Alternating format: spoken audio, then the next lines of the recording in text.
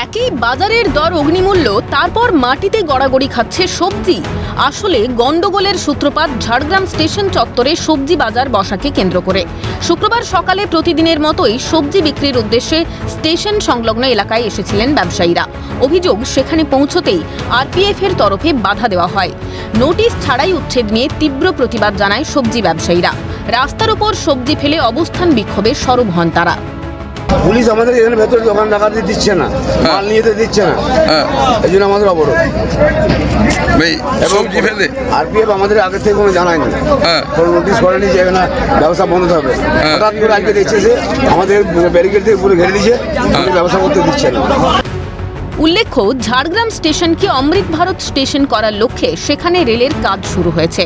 তাই স্টেশনের পাশে থাকা সবজি বাজার উঠিয়ে দেওয়া হচ্ছে।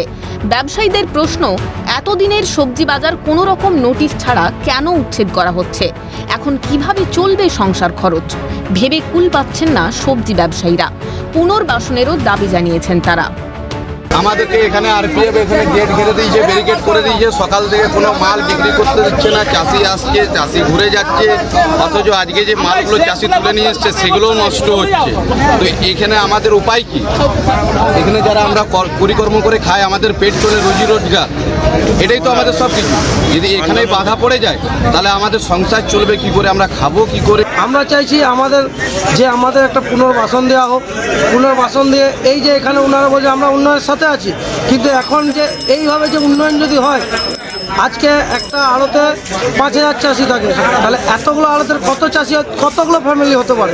তাদের বাড়ির ছেলে বউ, এই তো চাকরির অবস্থা এই, তাহলে মানুষজন কি করে খাবে না? তাহলে কি চুরি করবে মানুষ? সংসারে আয়ের উৎস একমাত্র চাষাবাদ, তাই সবজি বিক্রিতে বাধায় সমস্যায় পড়েছেন ব্যবসায়ীরা। সমাধানের আশায় দিন গুনছেন প্রত্যেকেই। বিদেশ বেরার রিপোর্ট, ক্যালকাটা নিউজ।